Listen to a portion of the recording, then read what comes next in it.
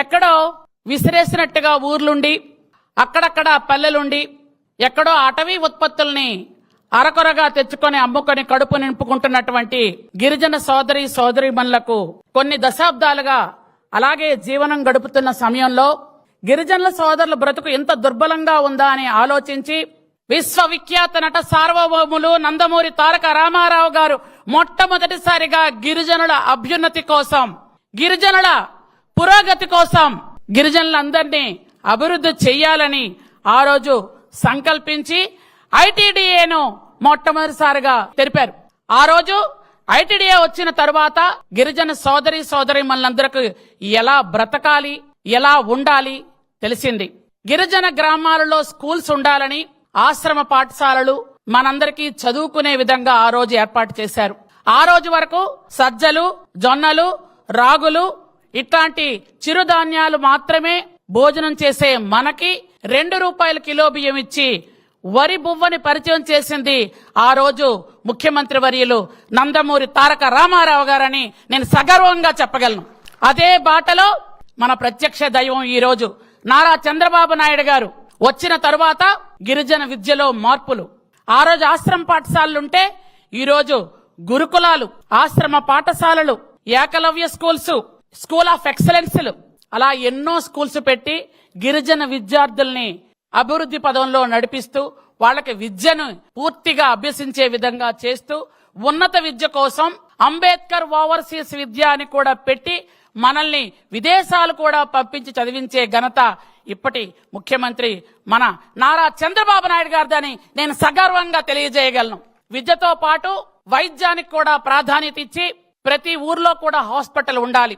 Hospital లేని దగ్గర కనీసం ఒక చిన్న సబ్ సెంటర్ హెల్త్ అయినా ఉండాలి అని చంద్రబాబు నాయుడు గారు ఏర్పాటు చేసిన తర్వాత గిరిజన గ్రామాలలో డోలీ మోతలు ఎక్కువగా ఉన్నాయని ఫీడర్ అంబులెన్సులు పెట్టి డోలీ మోతలకి చరమగీతం పాడాలని తీసుకున్నటువంటి నిర్ణయం మనం ఎంతో అభినందించవలసిన విషయం. ఈ రోజు కూడా గిరిజన ఆడపడుచులు రోడ్ల మీద డెలివరీ అవుతున్నాయంటే మనం ఎంతో సిగ్గుపడుతూ బాధపడుతున్నాం. అలాంటి పరిస్థితి నుండి గిరిజన గర్భిణీ వసతి గృహాలు ఏర్పాటు చేసి గిరిజనులకు ఫీడర్ అంబులెన్స్లు ఏర్పాటు చేసింది ఆ మహానుభావుడు చంద్రబాబు నాయుడు గారిని మాత్రం నేను సగర్వంగా తెలియజేసుకుంటున్నాను. మన గిరిజన ప్రాంతాల్లో ముఖ్యంగా త్రాగునీరు, సాగునీరు, విద్య, వైద్యం, రోడ్లు ఈ 5 ఉంటే పూర్తి స్థాయిలో 80% కష్టాలు మనకు పోయినట్టే. ఇలాంటి కష్టాలన్నీ తప్పించడానికి గిరిజనులకు దాదాపు 250 గ్రావిటీ స్కీమ్స్ ఇచ్చి 70,000 కుటుంబాలకి త్రాగునీరు అందించింది మన చంద్రబాబు నాయుడు గారని మీకు సగౌరవంగా తెలియజేసుకుంటున్నాను. రోడ్లు చంద్రన్న బాట అని, చంద్రన్న కనెక్టివిటీ రోడ్స్ అని ఆ రోజు వేస్తే గత 5 సంవత్సరాల్లో ఉన్నటువంటి జగన్మోహన్ రెడ్డి అన్ని వ్యవస్థల్ని అస్తమస్తం చేసేశారు సార్. పూర్తిగా ఫీడర్ అంబులెన్స్ క్యాన్సిల్ అయిపోయాయి, బెస్ట్ అవైలబుల్స్ క్యాన్సిల్ అయిపోయాయి, గిరిపుత్రిక కళ్యాణ పథకం క్యాన్సిల్ అయ్యింది. అలాగే 1 కాదు 2 కాదు విదేశీ విద్య, ఉచిత కరెంటు, గిరి గోరుముద్దలు, సబ్సిడీతో ఇన్నోవాలు, సబ్సిడీతో పనిముట్లు, అలాగే వైటీసీ బిల్డింగ్ లో గర్భిణీ గృహం, అలాగే వైటీసీలో ఉన్నటువంటి గిరిజన యువతకి ఇస్తున్నటువంటి ట్రైనింగ్ ఇవన్నీ క్యాన్సిల్ చేసేసి మాకు వచ్చినటువంటి నిధుల్ని పక్కదారు పట్టి బోన్ చేసినటువంటి జగన్మోహన్ రెడ్డి ప్రభుత్వంలో గత 5 సంవత్సరాలుగా అష్ట కష్టాలు పడ్డాం సార్. ఎవరైనా ప్రశ్నించి అడిగితే కొన్ని రేప్ కేసులు జరిగాయి, కొన్ని మర్డర్స్ జరిగాయి, కొంతమంది భూమి లాక్కున్నారు, కొంతమందిని రోడ్డు మీదే కొట్టారు, కొంతమందిని గుండ్లు గీయించారు, కొంతమందిని జైలు పాలు చేశారు. ఇలా దాదాపు 9 ఐటీడీఏ పరిధిలో మేమున్నటువంటి 30 లక్షల మంది ఉన్నాం. ఆంధ్ర రాష్ట్రంలో గిరిజనులం 30 లక్షల మంది ఏదో విధంగా గత ప్రభుత్వంలో ఎఫెక్ట్ అయి మేమందరం నానా కష్టాలు పడ్డామని మీకు చాలా బాధతో తెలియజేసుకుంటున్నాం సార్. ప్రతి గ్రామంలో చదువుకోవాలని మీరు స్కూల్ పెడితే ప్రతి గ్రామానికి స్కూల్ అక్కర్లేదని మహానుభావుడు తీసేశాడు సార్. ప్రతి గ్రామంలో ఫీడర్ అంబులెన్స్ ఉండాలని మీరు చెప్తే గ్రామాలకు ఫీడర్ అంబులెన్స్ అవసరమే లేదన్నాడు సార్. గిరిజన పిల్లలందరూ చదువుకోవాలి, ఇంగ్లీష్ మీడియంలో చదువుకోవాలని బెస్ట్ అవైలబుల్ స్కూల్స్ ఏర్పాటు చేస్తే అసలు బెస్ట్ అవైలబుల్ స్కూల్స్ మీకెందుకు అని అడిగిన పరిస్థితి వచ్చింది సార్. గిరిజనులకి అంబేద్కర్ విదేశీ విద్య పెడితే సిగ్గు లేకుండా వాళ్ళ నాన్న పేరుతో పెట్టుకొని పేరు మార్చిందే కాకుండా కనీసం ఆ విద్యను కూడా పూర్తిగా క్యాన్సిల్ చేసి పడేశారు సార్. ఐక్యరాజ్య సమితిలో గిరిజనులందరికీ కూడా అన్ని హక్కులు కల్పించే విధంగా గిరిజనులు మేం కావలసినటువంటి హక్కులన్నీ అడిగే విధంగా సర్వస్వతంత్రంగా మాకిచ్చిన హక్కును కూడా హరించి మా భూములు లాక్కోవడం, అన్నిటికంటే ముఖ్యంగా మా భూమి మీద వాళ్ళ పేర్లు వేసుకున్నారు సార్. మా భూమి పట్టాల మీద వాళ్ళ బొమ్మలు ఉన్నాయి సార్. మా భూమి మా హక్కు అని గిరిజనులందరికీ ఇచ్చినటువంటి మీరిచ్చిన భూమి, అరకు పాడేరులో 1,25,000 ఎకరాలు కాఫీ తోటలు సాగు చేసుకోమని మీరిచ్చినటువంటి భూమి ఈ రోజు గంజాయి పంట పండించడానికి దళారులతో ఏర్పాట్లు చేసుకున్నటువంటి ఒక దుర్మార్గమైన ప్రభుత్వం లాస్ట్ టైం మేము చూసామని మీకు తెలియజేసుకుంటున్నాం సార్. ఇప్పుడు కాఫీ తోటలు పండుతున్నటువంటి ప్లేసుల్లో ఇంతకు పూర్వం గిరిజనులు చక్కగా కాఫీలు, మిరియాలు, పసుపు, అల్లం, ఎన్నో చిరుధాన్యాలు పండించుకొని సక్రమంగా జీవిస్తూ ఉంటే చిన్న చిన్న పిల్లల్ని ప్రలోభాలు పెట్టి గంజాయి వైపు తీసుకెళ్లటం, వాళ్ళ తాలూకా వ్యక్తులను తీసుకొచ్చి గంజాయి ప్రేరేపితంగా గిరిజనులందరినీ ఈ రోజు మీరు ఎక్కడైనా ఒక జైలుకి వెళ్ళి చూస్తే అందులో 70% మంది గిరిజనులే అరెస్ట్ అయి ఉన్నారు సార్.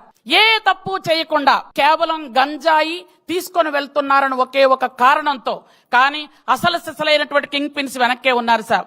దయచేసి వాటి మీద ఎంక్వైరీ చేసి ఎక్కడైతే గిరిజనులు జైల్లో మొగ్గుతున్నారో అట్లాంటి వాళ్ళకి ఏదో ఒక ఆధారం చూపించమని మీకు సగౌరవంగా నేను నమస్కరించి తెలియజేసుకుంటున్నాను సార్. చాలా మంది గిరిజన బిడ్డలు మగ్గిపోతున్నారు సార్. గిరిజనులకి ఆదివాసీ దినోత్సవం చేసుకోవాల్సిందిగా 1994లో తమరు ముఖ్యమంత్రిగా ఉండేటప్పుడే మాకు ఈ వరం వచ్చింది సార్. ఆ రోజు రాష్ట్ర పండుగ కూడా మీరే 98లో అనౌన్స్ చేసి గిరిజనులకు ఇది రాష్ట్ర పండుగగా మనం చేసుకోవాలని చెప్పి అప్పటి నుంచి ప్రతి ఐటీడీలో ఈ పండుగని, మా పండుగని మీరు వచ్చి సెలబ్రేట్ చేస్తూ మాకెన్నో వరాలు ఇవ్వడం కూడా మేము ఇప్పటికీ మర్చిపోలేం సార్. అరకు పార్లమెంట్ లో 7 నియోజకవర్గాల్లో మొత్తం అందరికీ కూడా 7 అసెంబ్లీ నియోజకవర్గాలు, ఒక పార్లమెంట్ నియోజకవర్గం, ఈ 30 లక్షల మంది జనాభా ఉన్నారు సార్. వీళ్ళందరినీ కూడా మీరే ఇంతకాలం నేను సగర్వంగా చెప్పగలను, గిరిజనులు ఈ రోజు బట్ట కట్టి నిజంగా 3 పూట్ల భోజనం చేస్తున్నారు, ఎక్కడైనా ఉద్యోగాలు చేశారు అంటే ఆ రోజు నందమూరి తారక రామారావు గారు ఐటీడీఏలు పెట్టి గిరిజనులందరికీ ఉద్యోగాలు ఇచ్చిన తర్వాత స్కూల్స్ అన్ని పెట్టి మళ్ళీ గిరిజనులకే ఉద్యోగాలు ఇచ్చి ఈ రోజు టీచర్లుగా, డాక్టర్లుగా, ఇంజనీర్లుగా, ఎక్కడెక్కడో ఐటీ ప్రొఫెషనల్స్ గా ఈ రోజు గిరిజనులందరూ ఉన్నారంటే అదంతా చంద్రబాబు నాయుడు గారు చలవే నేను సగర్వంగా చెప్పగలను సార్. 5 ఎమ్మెల్యేలు ఉన్నాం సార్.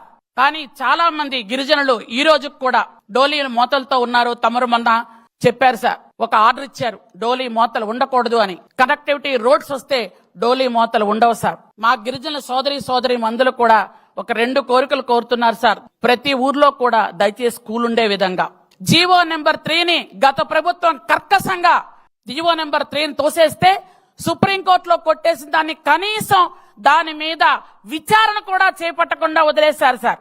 ఇలాంటివన్నీ కోకళ్ళు ఉన్నాయి, తమకు తెలుసు.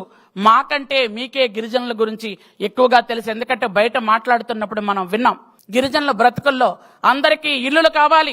ఎందుకంటే గత 5 సంవత్సరాలుగా అందరికీ ఇల్లు ఇస్తామని ఒక్క ఇల్లు కూడా ఒక్క గిరిజనుడికి కూడా ఇచ్చిన పాపాన పోలేదు సార్. ఒక్క నీటి సదుపాయం గాని, రోడ్ల సదుపాయం గాని, ఇల్లు సదుపాయం గాని ఏదీ లేకుండా 5 సంవత్సరాల్లో ఒక్క ఉద్యోగం కూడా లేకుండా చేసినటువంటి పాపం గత పాలకులది సార్.